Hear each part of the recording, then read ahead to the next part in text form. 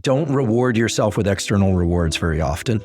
So make the training its own reward. So if it's, I'm going to train and then I'm going to have the pancake breakfast, great, do it every once in a while, but don't do it every Sunday. Don't do it every workout. So it's not so much about the frequency as much as it is what we call the schedule of reward.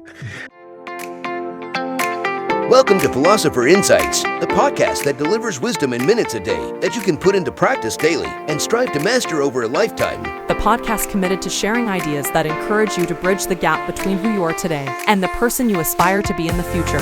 Hi, my name is Huberman Lab, and welcome to my podcast where I will share practical insights from the world's best authors. Knowledge isn't power. Applied knowledge is. The quest to become the best version of you starts right now. Hi, and welcome to today's Philosopher Byte. Today I wanted to introduce you to Andrew Huberman, who has relatively quickly created one of the most popular podcasts that is frequently ranked in the top 25 podcasts globally.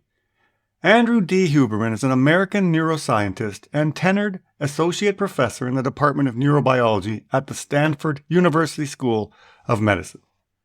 I talk a lot about my life-changing journey through the Optimized Coach program, and what I love most about Huberman's podcast is he digs deeper on similar topics and helps reinforce what it really takes to truly optimize your life. Today, Huberman shares what I thought are some unique insights in terms of how to build a solid daily routine. For example, why it's important to create intermittent rewards, not celebrating every achievement every day.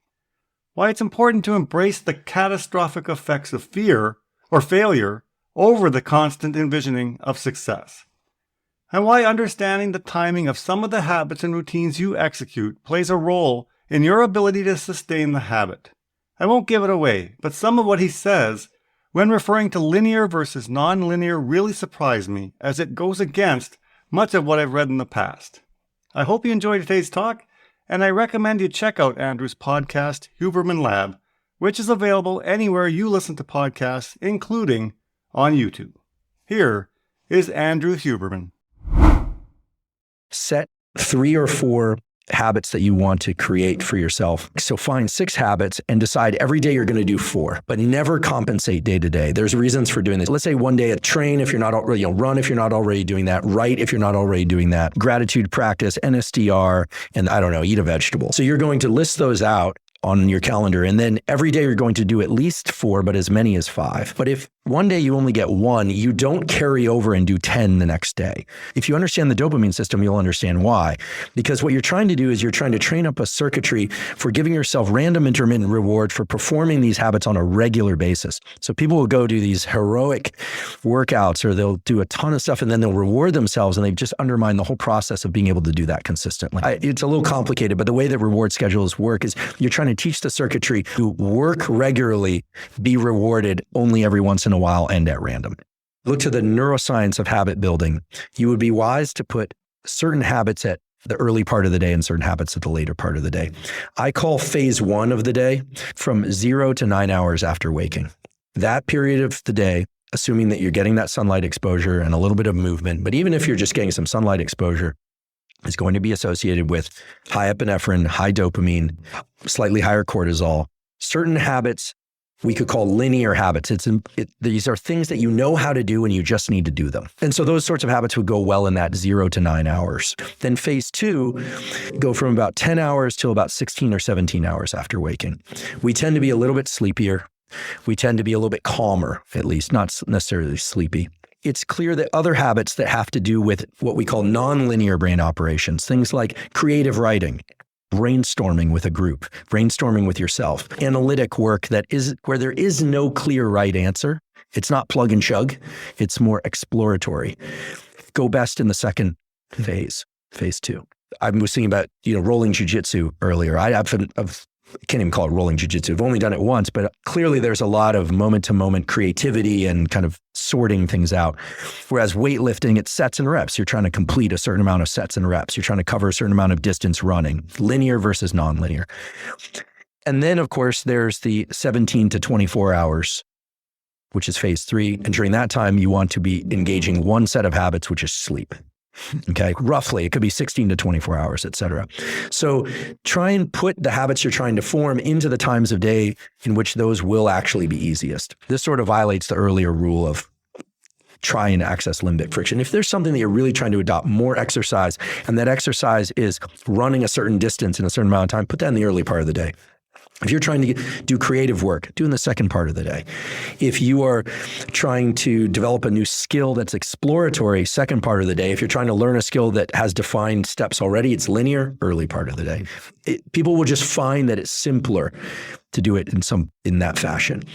The other thing is that if you look at the science of goal setting, there are clear data. There's a woman at New York University, Emily Balketis, and she's described that while we like to think about envisioning success as the best way to set goals and develop new habits, it turns out that at least the research shows it's far more effective to imagine the catastrophic effects of failure. It's the darkness none of us want to embrace, but fear is the more powerful motivator.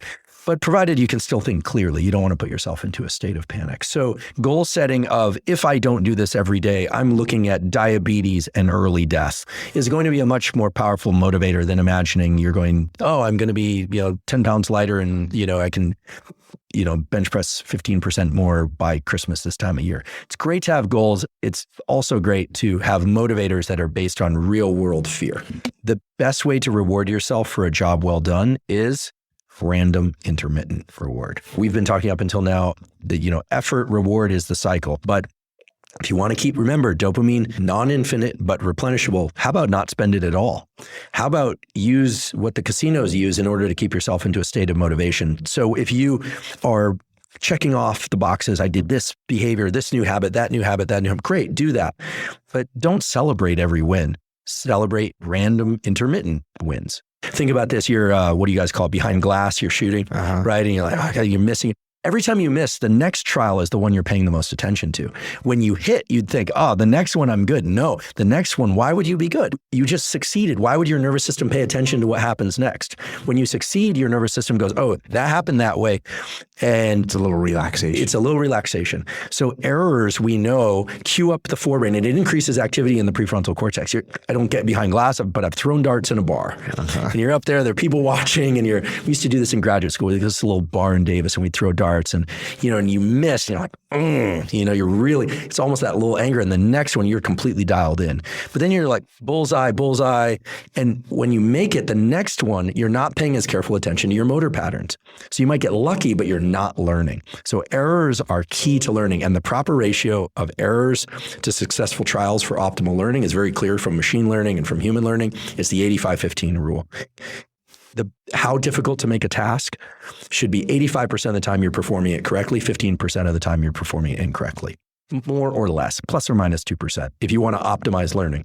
85% you get it, 15% you miss. Yeah, that's about the right level of difficulty for motor skill learning, cognitive learning, et cetera. Any more than that, putting too much of a demand on the attentional systems. Any less, you're putting too little demand on the attentional systems. That's what the machine learning shows in humans. That's what the machine learning algorithms based on human learning.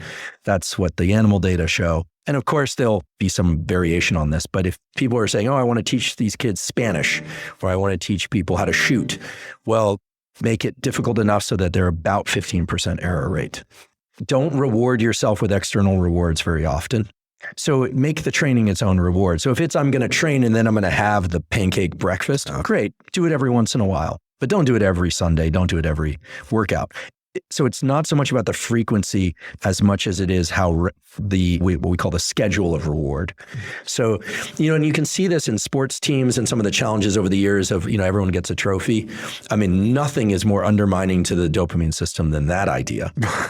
I mean, I don't know what happened with that, but I don't want to punish anybody because I also don't know who it was, but that group or person who made that decision that everyone gets a trophy clearly did not read the literature about how the neuroscience of reward and the psychology of reward works. You actually diminish the role of rewards in every way, and you take away the ability to access the reward system in the future.